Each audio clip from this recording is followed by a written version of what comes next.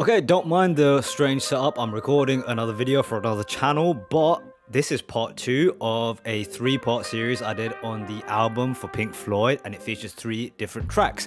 Here we go. Hope you guys enjoy. So If is the first track on this part of the 3-part series I'm doing, and the next 3 songs are apparently all solo contributions. So the way they split this album up is the first track, the titular track, is all of the band members together.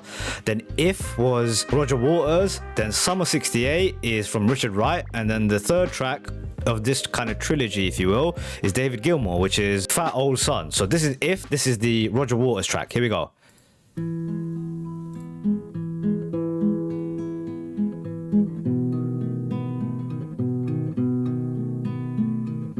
If I were a swan, I'd be gone. If I were a train, I'd be late.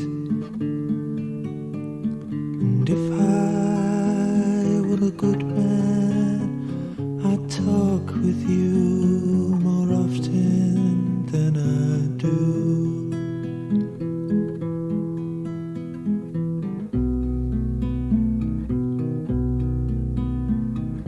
If I were asleep, I could dream. If I were afraid. So in some of the notes that I have for this track, it says that this is possibly, like so many of the songs in the future, inspired by Sid and his use of psychedelics, which made him go mad. So I can't quite see that yet. Maybe it's written from his perspective and he's kind of telling you the workings of his mind. You know, it's a little bit, say, like a fairy is not the right word, but like he seems to be in another world for sure. If I were a swan, if I were a train, this is the thoughts of a man who's maybe losing grasp of reality. I could hide if I go insane. Maybe Sid. Please don't put your wires in my brain.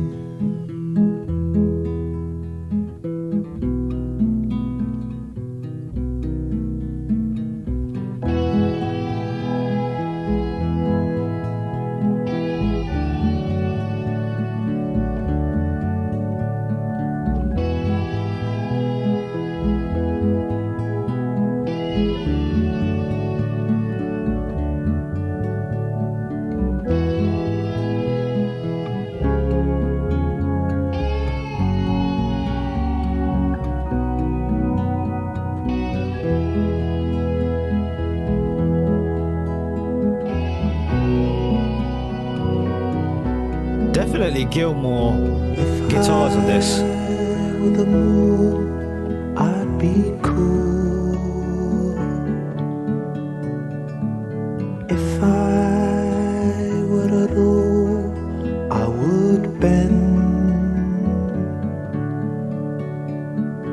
If I were a good man, I'd understand the spaces between friends.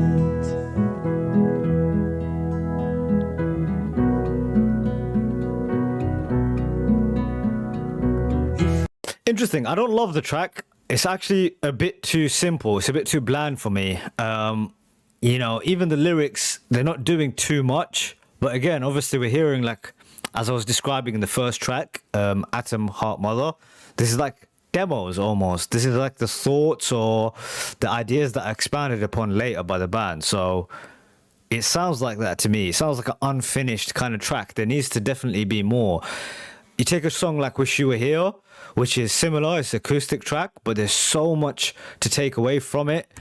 The writing is fantastic and the music is so well done. It's not quite there in this. If I were alone, I would cry. And if I were with you, I'd be home and dry.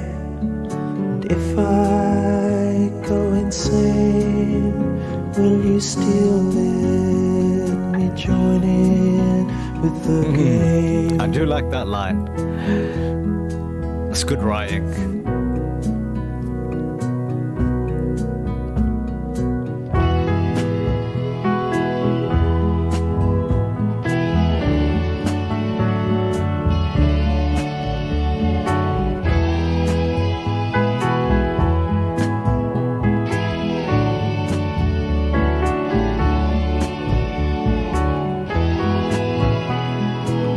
Am I wrong to say it's a little uninspired? Even it's a slide guitar that Gilmore's playing sounds like basic. It almost doesn't fit the feel of the song, right? It's just not much happening. That's just me.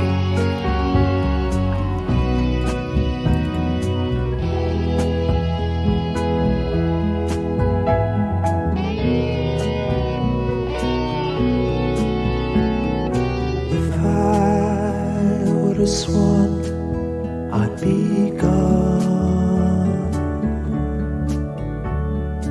If I were a train, I'd be late again. If I were a good man, I'd talk with you more often than I do. Okay, I think I pretty much expressed how I felt about the song throughout the track. Not my favorite song of theirs for sure. I feel like it's very bland, very kind of uninspired. Even the vocals. Again, with this album, what I'm taking away is these are like, I almost think of it as like a demo album. Like these are demo tracks. This is a band that's just lost this songwriter. They're trying to find out how to write music.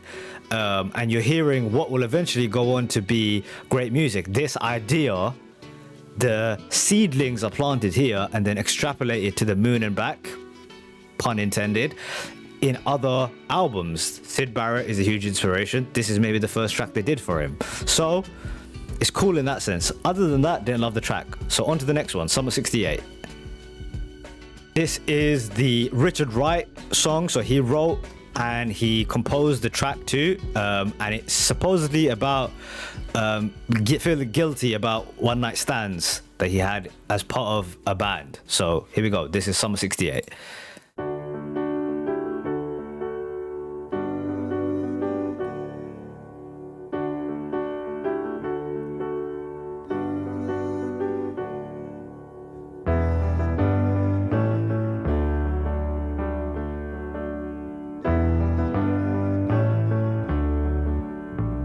Interesting melodic start. Would you like to say something before you leave?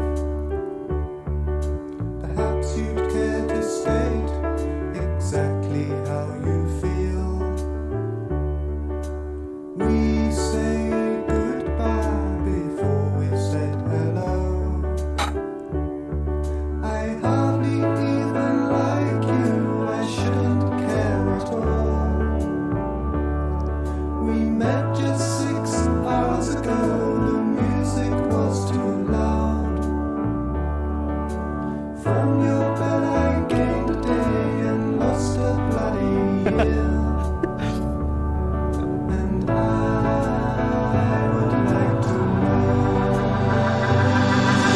How do you feel? Whoa. How do you feel?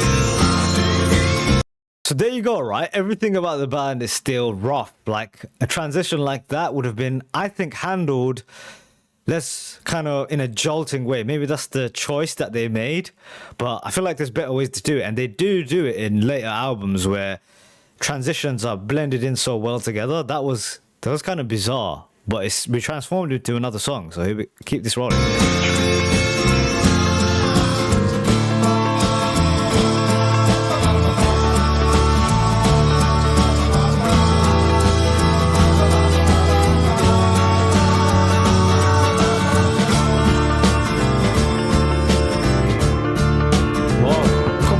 Song almost.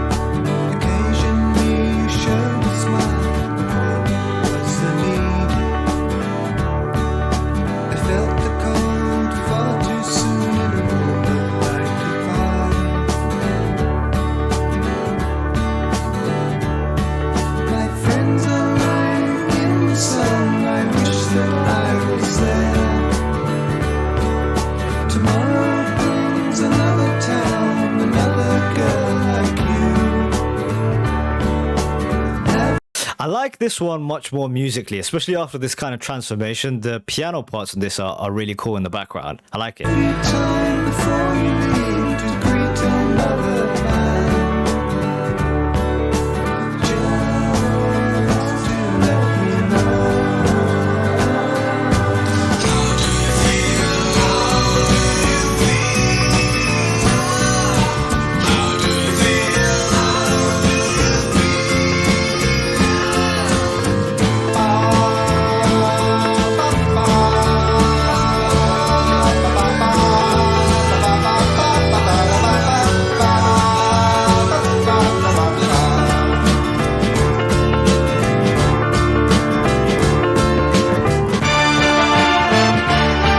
Very cinematic.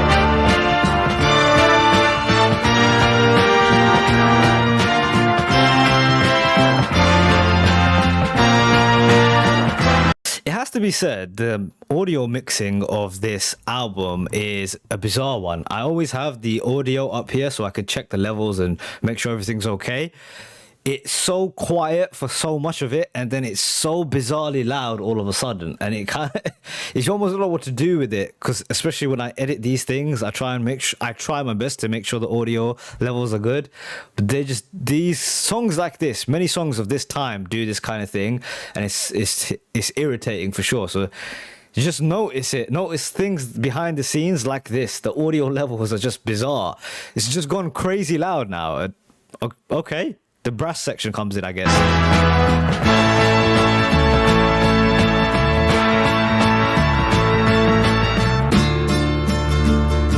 Back to the acoustic part.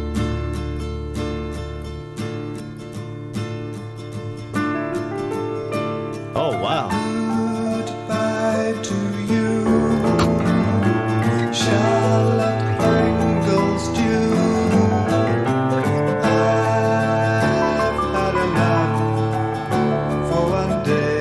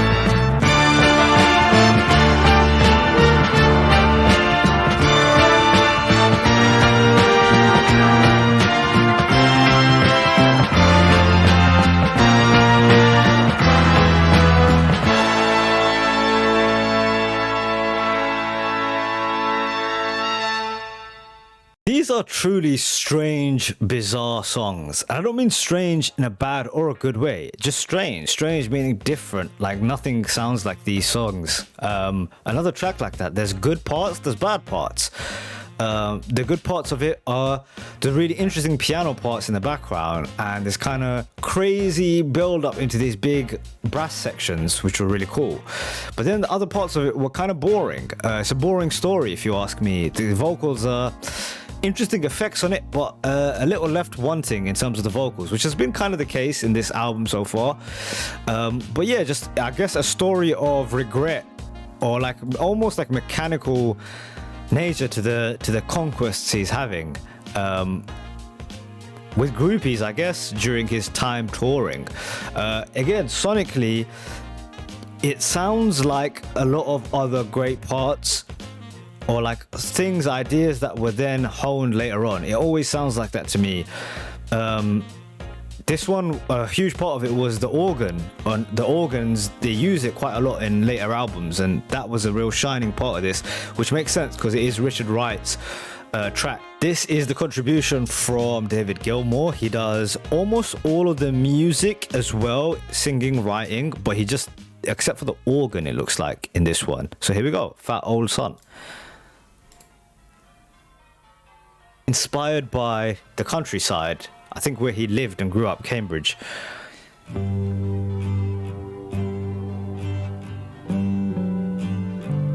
When that fat old sun in the sky is falling, summer evening birds are calling,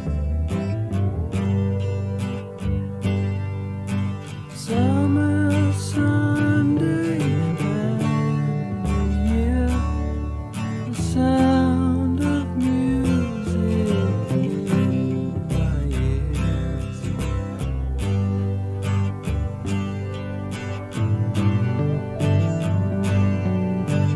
Distant bells, moon grass smells so. I don't know about you guys, it feels like a lot of the tracks, there's these three tracks, although three different singers, they're all sung in the same style. And it's kind of, I don't know how to quite describe it, but doesn't it have the same cadence and delivery each time? To me, it does. Whereas like other tracks in their discography, the vocals are different. They're trying something else or new or changing up the cadence and the delivery. It's another track that's quite similar again.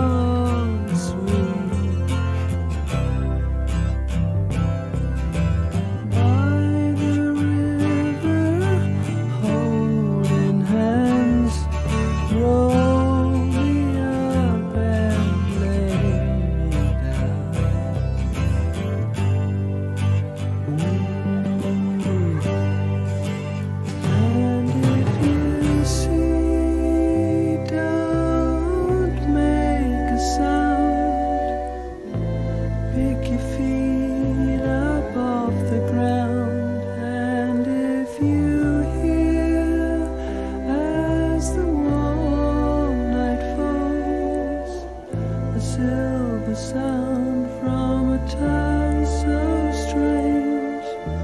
Sing to me, sing to me.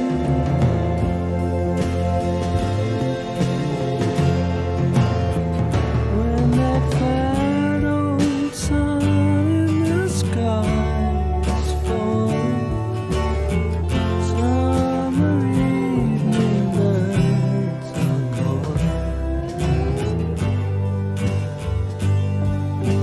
children's laughter in my ears, as sunlight disappears. Again, a little boring. I'm cut, you know, if we just be honest with you. It's, I guess, an ode to where he grew up. That's what it sounds like to me. You know, he's kind of trying to put an audio to the feeling it was to be in this very serene place, but just left a little bit wanting for me.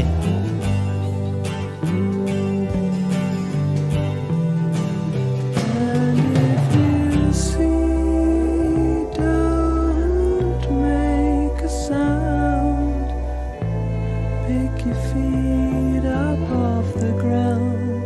And if you hear as the warm night falls, a silver sound from a time